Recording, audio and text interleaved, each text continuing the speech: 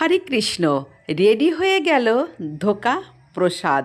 আমি যখন ধোকাটা তৈরি করেছিলাম তখন আমি রেসিপিটা তৈরি করার সময় বলেছিলাম আমি ধোকাটা ভগবানকে প্রথমে ভোগ লাগাবো, তখন ভগবান সেটা সেবা পাবে, তারপর সেটা প্রসাদে পরিণত হয়ে গেলে আমি খেয়েই বলবো ধোকাটা রান্না কেমন হয়েছে। এখন খেয়েই বলবো, খেয়ে দেখি তো কেমন হয়েছে, তারপরে বলছি কেমন হয়েছে। সত্যি সত্যি অসাধারণ হয়েছে। নিজের হাতে রান্না করছি বলে এটা বলছি তা কিন্তু নয়।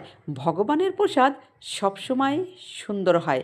আমরা রান্না করার সময় আমাদের যে ভক্তিটা, আমাদের যে শ্রদ্ধা, আমাদের যে ভাবটুকু থাকে, রান্না করার সময়ই ভগবান ওইটুকুই গ্রহণ করে।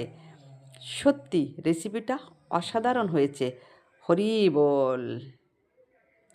আমি রেসিপিটা তৈরি করার জন্য আমি ৩-৪ ঘন্টার জন্য ময়দাটা মেখে রেখে দিয়েছিলাম। এটা এখন সুন্দর করে আমি ধুয়ে নিলাম। আমি ফ্রাই প্যানে জল গরম করতে দিয়েছি, আর ধোকাটাকে আমি ৪ ভাগ করে এটা শুধু ভিতরের দিক থেকে নিতে থাকবো। আর জলে দিয়ে করছি কেন, বাড়তি কিছু থাকলে, বাড়তি ময়দাটা থাকলে সেটা ধুয়ে যাবে। এভাবে ৪ পিস আমি করে নিয়েছি। তারপর আমি জল গরম করতে দিয়েছি, জলটা গরম হয়ে গিয়েছে। এখন আমি এগুলো সিদ্ধ করে নিয়েছি, সিদ্ধটাও হয়ে গেছে। এখন নামিয়ে নিচ্ছি। তারপর এগুলো আমি ঠান্ডা করতে দিব। আমি এগুলো পিস করে নিচ্ছি, ছোট্ট ছোট করে পিস করে নেব। ফ্রাই প্যানে তেল দিয়ে গরম করতে দিয়েছি, এটা ছোট ছোট পিস করে নিয়েছি। এখন আমি এটা সুন্দর করে ভেজে নেব। যত সুন্দর করে ভাজা হবে ধোকাটাও কিন্তু ততটা সুন্দর হবে। লাল লাল করে আমি এটা ভেজে নিচ্ছি।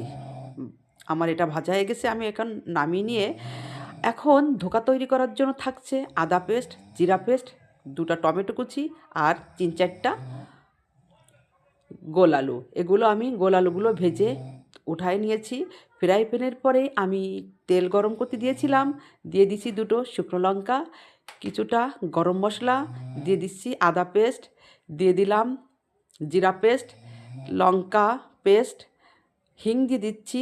টমেটো পেস্ট দিয়ে আমি কিছুটা সময় এটা সুন্দর করে রান্না করতে থাকবো। কিছুটা ধনিয়ার গুঁড়া, লবণ, হলুদ দিয়ে আমি সুন্দর করে রান্না করতে থাকছি। তারপরে আলু ধোকাটা দিয়ে সুন্দর করে নাড়িয়ে চাড়িয়ে জল দিয়ে ঢাকা দিয়ে বেশ কিছুটা সময় রান্নার জন্য রেখে দেব।